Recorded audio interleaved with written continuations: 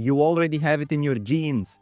Just like your dad disappeared from your life by going to get milk, you can disappear from society too. Whether your goal is to spend the rest of your life living peaceful in the woods, surviving off Mother Nature in your own hands, or you just committed some, let's say, not very nice things and now some not very nice people are after you, this tutorial is for everyone. For the record, this is a comedic video. I'm not encouraging anyone to disappear from society or anywhere else. I'm not saying it's good or moral to do such things.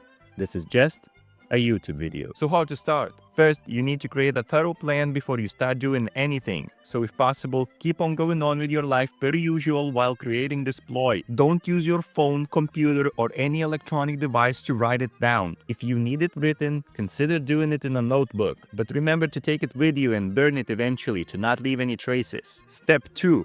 Don't delete social media. Poison it. Deleting everything at once raises alarms. That's bad. People start texting, "Are you okay?" or worse, caring. Instead, muddy the waters. Start posting erratically, flood your feed with anime, political rants you might not even believe in, links to broken Russian websites and stock photos of avocados. Why?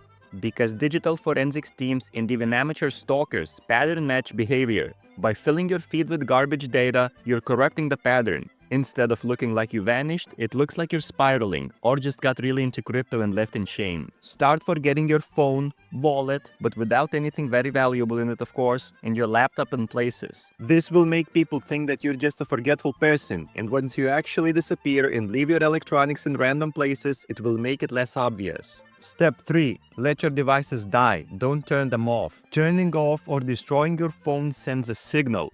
Literally, cell networks log the last location your phone pinged from when it powers down. It's a digital flare that says I'm here and now I'm gone. Letting the battery drain is more natural, not as abrupt and eye-catching.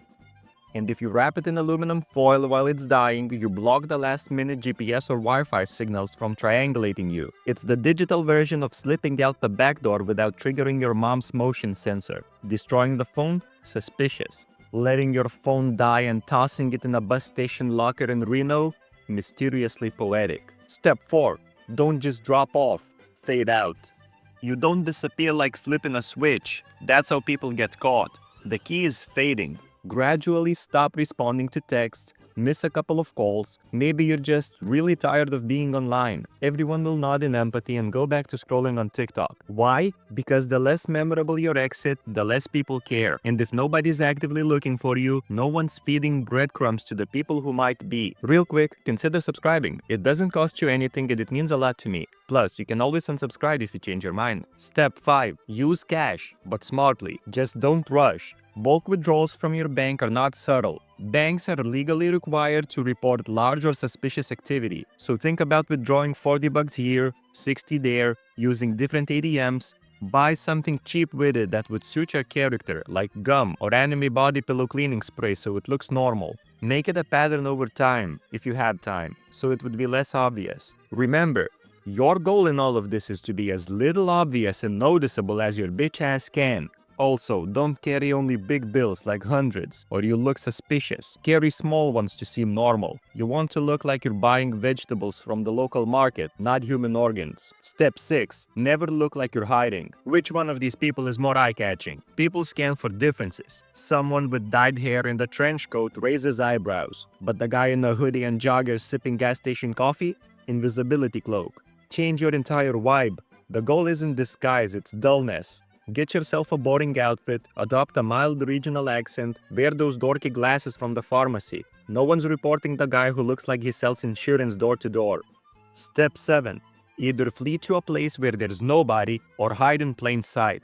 Either consider picking mid-sized towns with motels that still accept cash. The more people come and go, the better. Airports, borders, industrial zones. You wanna be just another face in a sea of boredom. The logic? Remote places and small towns create curiosity. Who is that mysterious guy who just moved in? Busy places drowning in apathy. Or just move to the middle of a massive forest where you will not see another face for at least until urbanization catches up. Step 8. Create a noise trail for misleading. Here's where you get creative.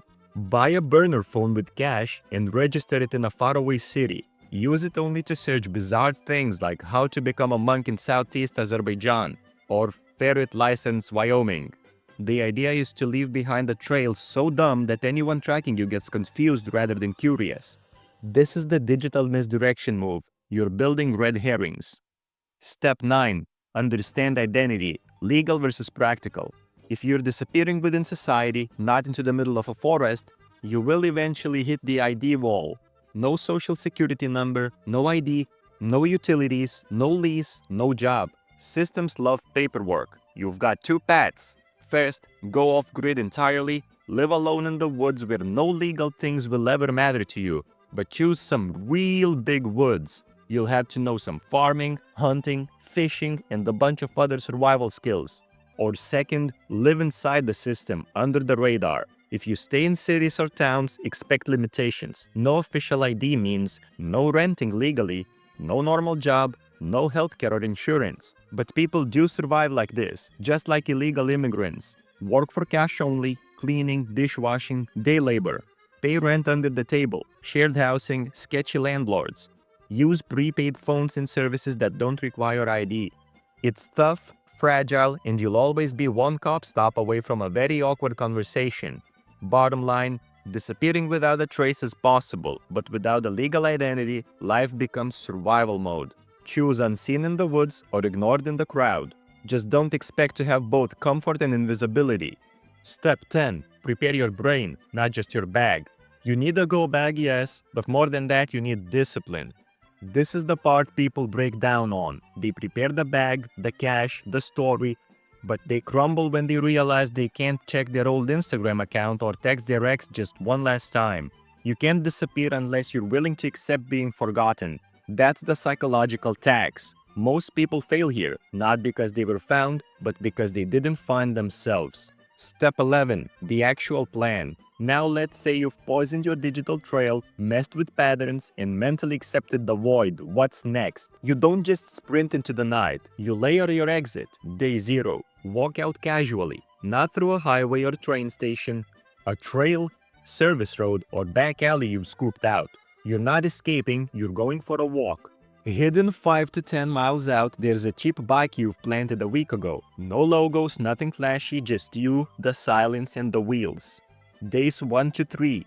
You ride that thing like it's your whole life. Avoid major roads though. Think dirt tracks, agricultural paths, old postal routes, the kind of places Google Street View forgot. Sleep off-grid or in one of the cash motels you found earlier. Change your outfit each day, even swapping your shoes if you can. Dull clothes, dull face, dull story. Day 4 or 5. From a small town no one's heard of, you board a rural bus. You pay in cash, sit near the back, don't talk. Don't be memorable. You're just a guy visiting an aunt or running from a breakup. No one cares. You get off 2 or 3 towns later, not where you said you'd go, but not even close. Maybe you left a fake trail going the opposite direction. Good. Then you vanish into a boring life, the one you've built quietly, the one where no one knows your real name, the one where you're not even the main character, you're a background noise, and that's exactly what you wanna be. Now remember friends, disappearing isn't necessarily just about being unfindable. It's about being forgettable, unimportant, and invisible to patterns. Anyways, don't forget to like, subscribe, and comment if you enjoyed, and have a wonderful summer.